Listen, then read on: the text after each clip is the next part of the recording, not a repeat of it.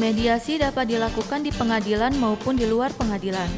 Mediasi yang dilakukan di pengadilan berupaya untuk mengatasi kelemahan-kelemahan proses penyelesaian sengketa melalui proses persidangan yang dikenal sebagai proses yang panjang, mahal, dan karena memiliki kewenangan memutus, putusan pengadilan dianggap tidak menciptakan win-win solution bagi para pihak. Mahkamah Agung pada tanggal 4 Februari 2016 mengesahkan Peraturan Mahkamah Agung Nomor 1 Tahun 2016 tentang prosedur mediasi di pengadilan.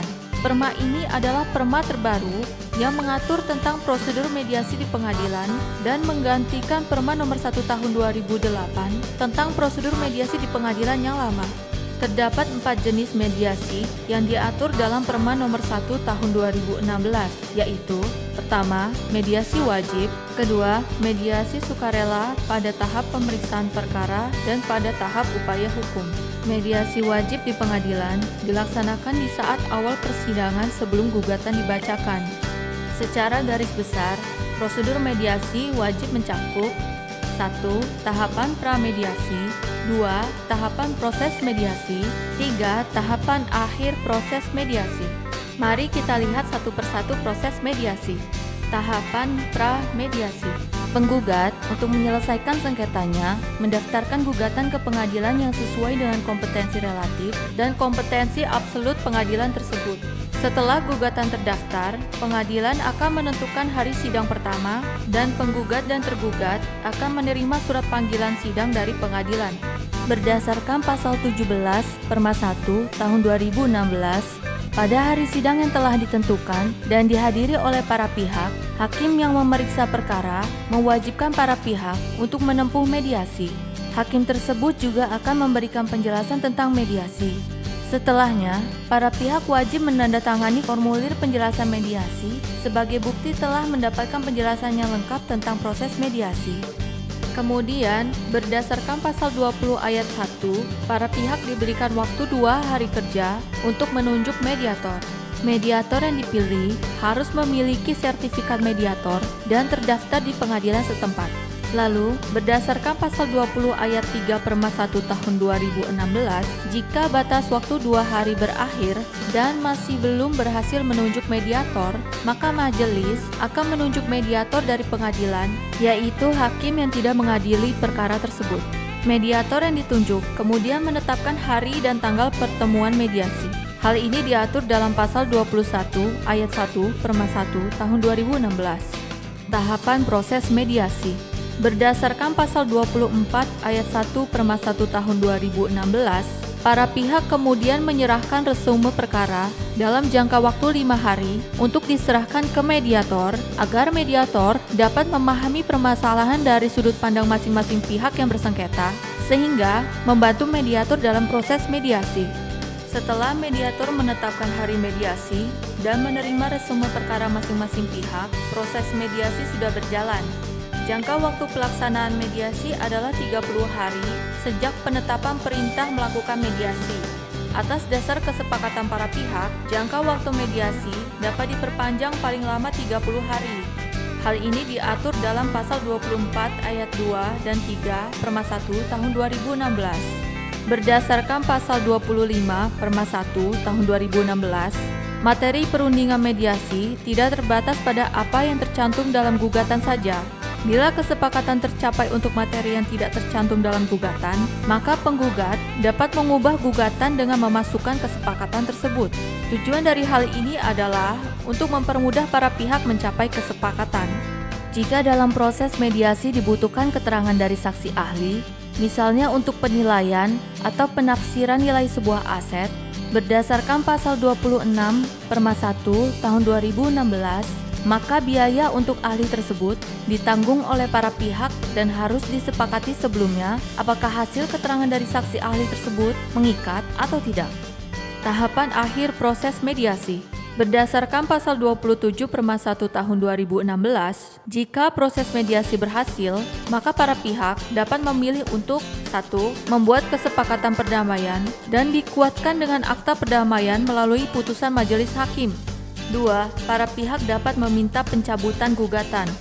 3. Perubahan sebagian gugatan oleh penggugat dan sisa gugatan tetap dilanjutkan dalam proses pengadilan atau yang disebut keberhasilan mediasi sebagian. Kesepakatan sebagian ini diatur dalam pasal 29, 30, 31, dan 32 Perma 1 tahun 2016. Sebaliknya, berdasarkan pasal 32 ayat 1 Perma 1 tahun 2016, jika proses mediasi tidak berhasil, maka mediator akan menyampaikan ke pengadilan berikut dengan alasannya.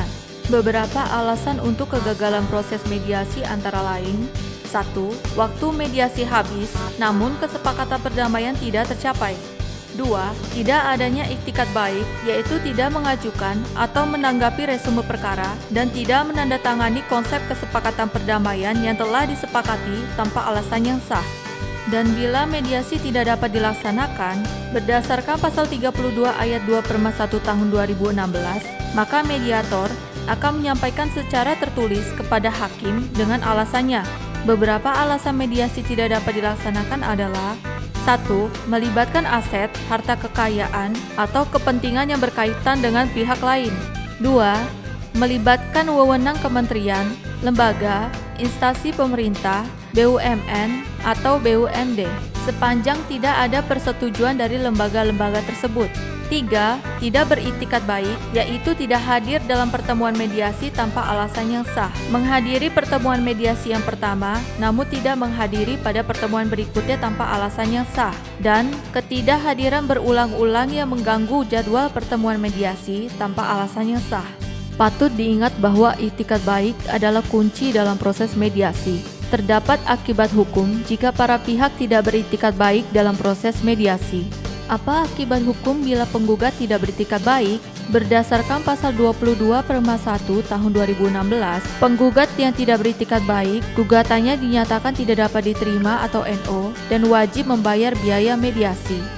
Jika tergugat yang tidak beriktikat baik, maka tergugat wajib membayar biaya mediasi. Hal ini diatur dalam pasal 23 ayat 4. Dan bila kedua pihak baik penggugat dan tergugat dinyatakan tidak beriktikat baik, berdasarkan pasal 23 ayat 8 Perma 1 tahun 2016, maka gugatan dinyatakan tidak dapat diterima tanpa penghukuman membayar biaya mediasi.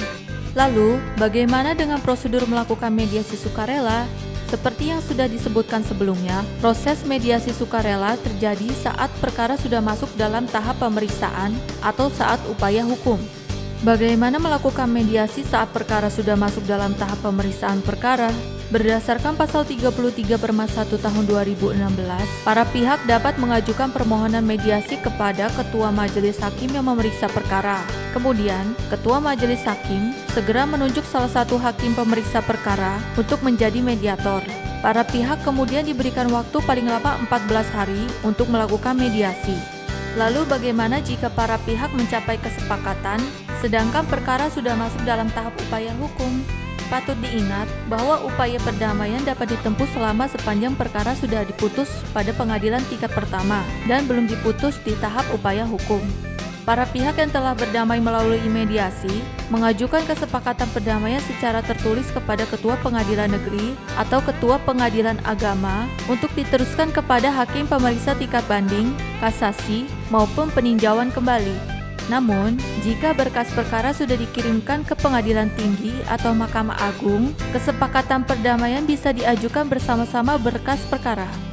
Kesepakatan perdamaian ini wajib memuat ketentuan yang mengesampingkan putusan yang telah ada. Terhadap kesepakatan perdamaian tersebut, hakim pemeriksa perkara akan menguatkan akta perdamaian paling lama 30 hari sejak diterimanya kesepakatan perdamaian.